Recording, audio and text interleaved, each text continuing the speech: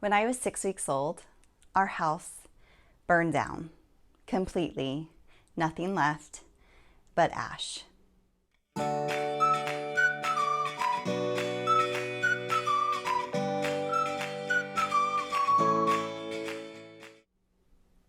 I'm Trio Springer, and I am so glad to be here with you on You've Got This, Sis.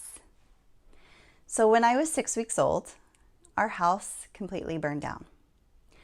I'm the last of 6 children, and I was the only one at home. Everyone else happened to be at school for the day.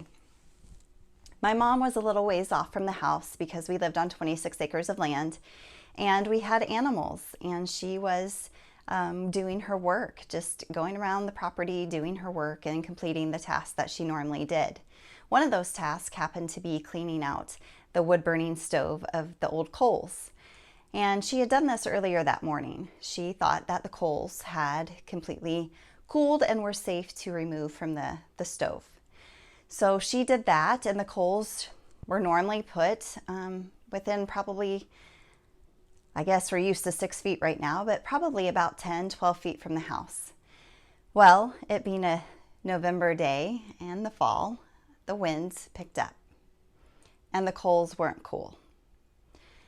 And by the time that she saw the house in flames burning, the windows were melting and smoke was very heavy on the inside. She rushed in, and where I was sleeping was in the very back corner of the house. My dad had built me a little cradle. It was actually a beautiful cradle, but it had a hood, and that hood protected me from the heavy smoke. She grabbed me, whisked me up, and ran out the house. When the other kids got home from school, there was nothing. Everything was gone. Everything was gone. And so when I tell you that you can make something from nothing, I say that because I've seen it. And it's a little bit of how I live. I totally believe in making things from very little. And the reason I know that is because I watched my parents do that. My parents didn't come from wealthy families, and they were far away from their parents. In fact, my dad's parents had passed away when all of this occurred. And so they started from scratch. And when I say scratch, I mean bare bones scratch. Families in the community lent my parents 2 camper trailers, and our family of 8 was divided between the camper trailers. And our stuff was housed in probably 3 tents. And that was how we lived and functioned for months. During that time, my dad would work full time, come home, and he would build the house that I grew up in. So, cinder block by cinder block, and with help of brethren in the community and from church, a little bit here and a little bit there, a house slowly came together. The first level, the basement level, when it got to be to a point where it was good enough to live in, they moved in, out of the camper trailers and into the basement floor, with the upper floor not being live-in at all. There was maybe 1 wall, and the rest of it needed to be built.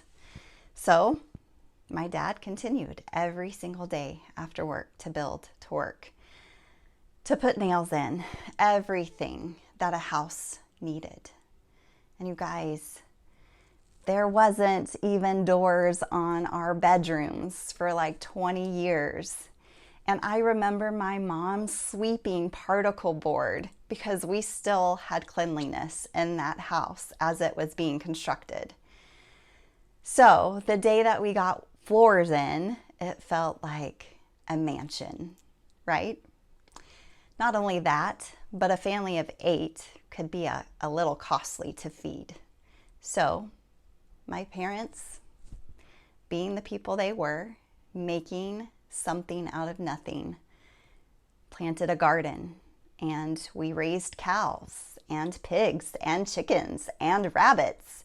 And I remember being a little girl and my mom would do the chickens in or skin the rabbits. And of course, I was about 4. And so I would play around the barn while she did this task, and I was a little bit oblivious to what was going on. I knew that she was doing her work, and I knew that chickens were losing their lives, but it's just how it was. That's how we lived, and that's how we ate. And my husband and I were talking, and he said, Trio, I am so glad that I married a girl like you, because when we were first married and we had so very little, you were so excited when we would get a hamburger from Wendy's. And I was, you guys. There were times that I honestly actually never went to a restaurant until I was like 15, unless it was a graduation of one of my siblings. And then it wasn't even like fancy, but it was fun. So you guys, when I tell you that you can make something out of nothing, especially during this time, I honestly mean it. I mean every word of it, because it takes just a little creativity here, a little faith there, and you repeat that over and over and over, and eventually you get something magnificent, something that will last the test of time. And that's what my parents did. Their 26 acres is complete with a barn that my dad has rebuilt, with a house that he built from scratch, and we have like horse pastures all over the 26 acres because my mom loves horses, and that work ethic was instilled in me, and I continue to do the same wherever we go. I find something that I can do that will allow me to leave our home and our places that we stay a little bit better than how we found it when we moved in. Not to mention that it's just what I love to do. It's one of those passions of mine. So sis, things are hard right now, and you may feel alone, and you may feel scared because we don't know what the future holds.